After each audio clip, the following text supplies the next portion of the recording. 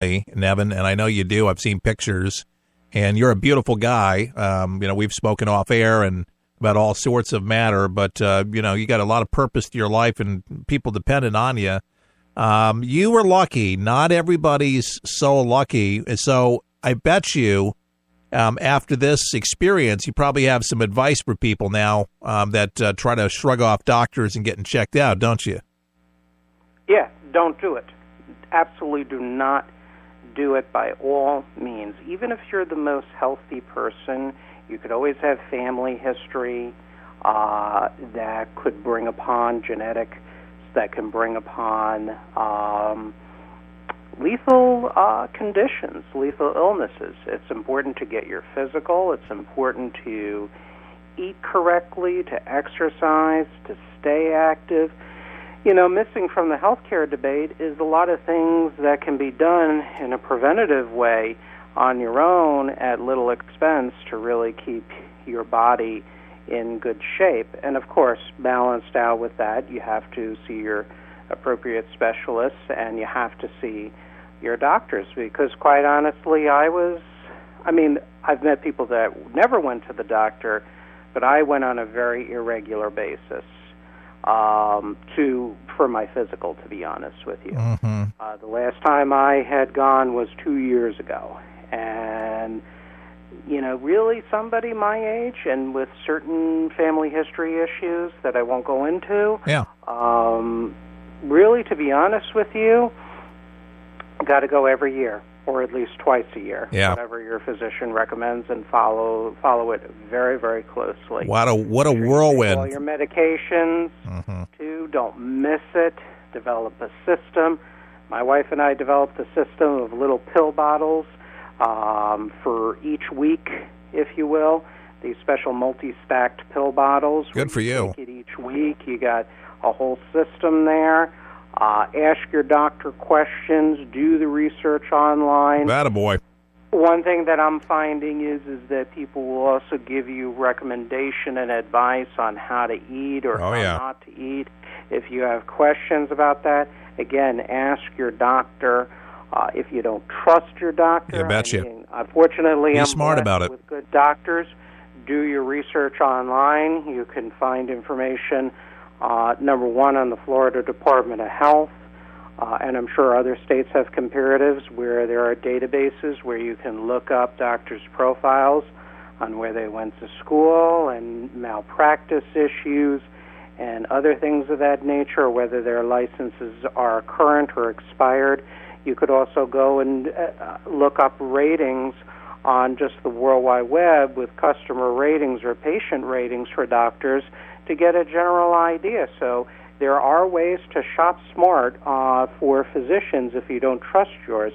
Now, I happen to have a very good, I'm so far very pleased with my cardiology group. Oh, good. In fact, I have an appointment later today.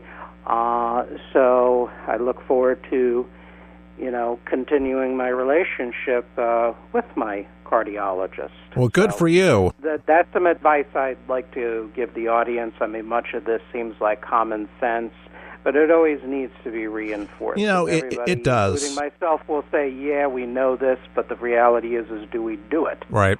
Yeah. And, my dad was a very talented engineer, and he could make everybody sound terrific, build radio stations, TV stations, and he could take care of his family, but he never really took care of himself and left himself last. And a lot of times, a lot of us, we get so busy doing that, making a living, making everybody happy. And I'm like, well, if you can't be healthy, you can't take care of yourself, you're not going to be good for anybody else.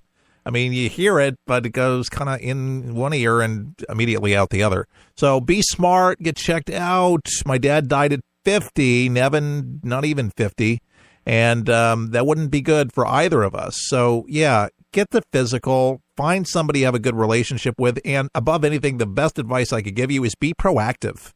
If the physician ain't asking good questions, you have to ask good questions. And, yeah, continue looking for somebody that's not a quack, but somebody that actually is listening to your carotid artery. I mean, the last doctor that checked me out, I never had that done in all my life. And he says it's clear. Anybody ever listen to your carotid artery up until you had that blockage, Nevin? Yes, and the funny thing is they've listened to that in the past, if I remember correctly, and I know the last time in 2015 I went to my primary care physician, they did do an EKG. They said everything was fine and things of that nature. And they never found anything in your blood? Well, the funny thing is that they did, and it was, I suspect, looking back at it, it was in its nascent stages. My issue is that I didn't produce my cholesterol levels between the LDL and HDL. Yeah. Was not balancing out, and looking back, I should have gone in again in 2016, and they probably would have put me on medicine or given me treatment. But you kind of think, you take some fish oil pills here and there. You're 42. I'm 42, and you're a youngster. Relatively young. You're my brother's age, just about. Yeah.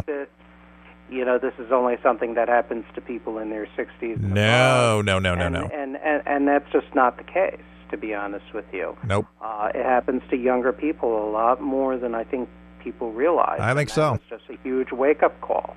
We all think we're going to live forever, or we're going to be young and whatnot. And yes, I still am relatively young, but I think now in the healthcare, personal healthcare, I'm a lot smarter. Of course, there are things that I've done that have greatly helped me and my chances, which, of course, is not smoking, not heavily drinking, not engaging in usage of any kind of illegal drug, and I think things like that help.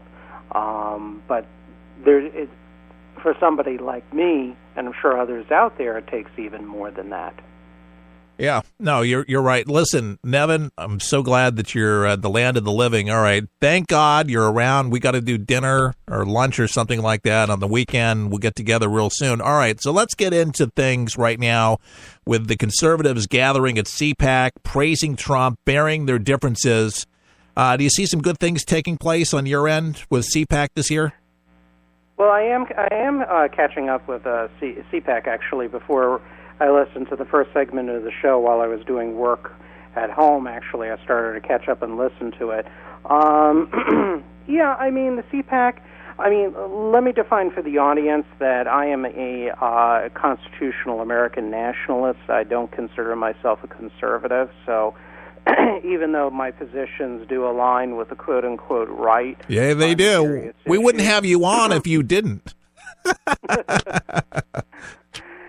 But I don't consider myself a conservative. Right. I don't believe in socialism, obviously, or communism, or any form of collectivist dictatorship. But I don't believe in what Pat Choate would refer, and others have referred to, free market fundamentalism either. Right. I don't believe in strict laissez-faire at all. I'm not against unions and whatnot. Sure. So looking at CPAC, I see heroes and villains. I see heroes such as Donald Trump, who's supposed to be on tomorrow. Not that I agree with all of his policies, but the vast majority of them I do, and I think he's doing a terrific job. I think his press conference that he gave last week while I was in the hospital, I didn't watch it. I actually watched the rest of it this morning. I think was fantastic the way he handled the press.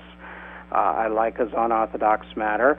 I look forward to listening to Steve Bannon this afternoon, who is a bit of a hero of mine because he is a nationalist and he has a realistic understanding of Islamo-totalitarianism, economic nationalism, the importance of industry, and also the importance of creating a capitalism that used to exist in this country.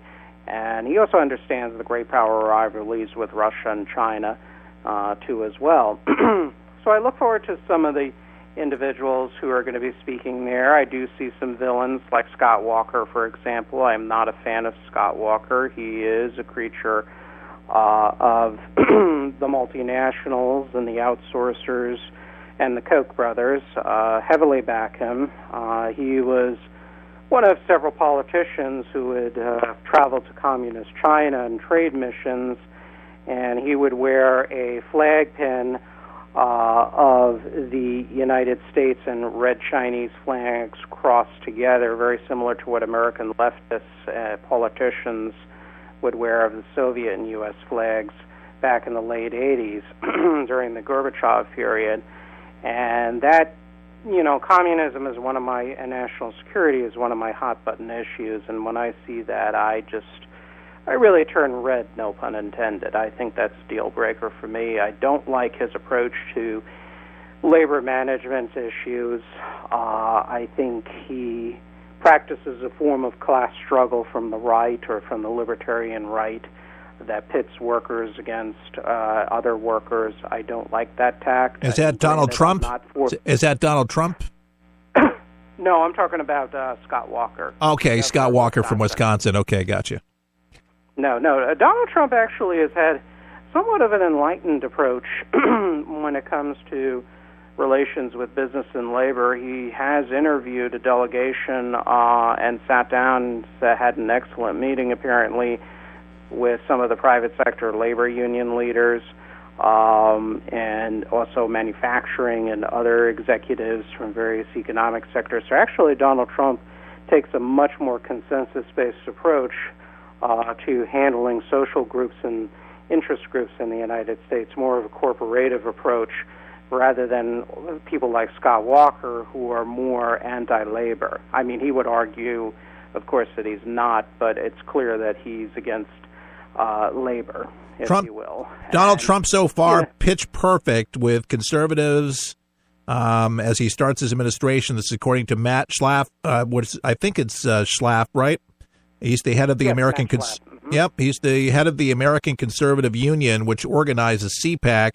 So far, he's pleased. I mean, there's going to be the things with taxes, small government, and this tax package right now under debate in Congress is unclear. So there's a lot of things, but I think largely speaking, and I'm not speaking for all, but I think largely speaking, it does seem that many people have just really fallen in as anticipated, are really giving this administration the benefit of the doubt for the most part. We're not talking about the people on the left, but mostly the party folks that are gathering that are activists at this point. Wouldn't you agree? Even Scott Walker. There's a lot of people that were so on the fence or just totally anti-Trump, but now since he's president, that reality's in now. It seems like these folks just want to come in, work with him, and get some good deals done because it's going to affect them and their states too. So it kind of makes sense that they get on board. Am I right?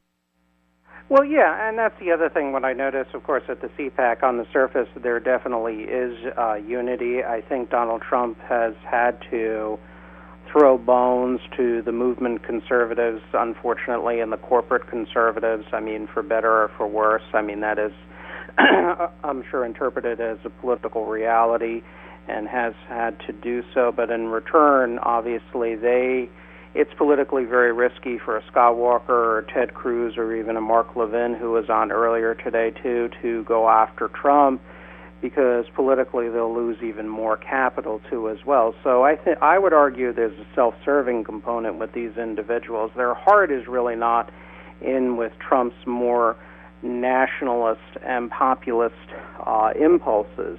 They never represented that. In fact, they're more of they're more internationalist in outlook on certain issues, and they're much, much more sort of ideologically based, while Trump is not an ideologue. And clearly the Never Trump individuals, or formerly Never Trump individuals who have been speaking this morning at CPAC, they know which way the winds have blown. They know that really Donald Trump had won the election big time, and they're not going to they don't want to erode their media empires or political empires too much. Well, check this out. They need to be watched. Oh, yeah. Such individuals, because frankly, they're not to be trusted. They need to be watched very closely, because I think if there's major missteps, let's say, by the Trump administrations, in my opinion, some of these folks are would be the first ones to fall on the other side and attack Trump. All right, White House Counselor Kellyanne Conway, she predicted this morning that the energy surrounding the new president is so intense, she says tomorrow it will be TPAC when he's here. How do you like that?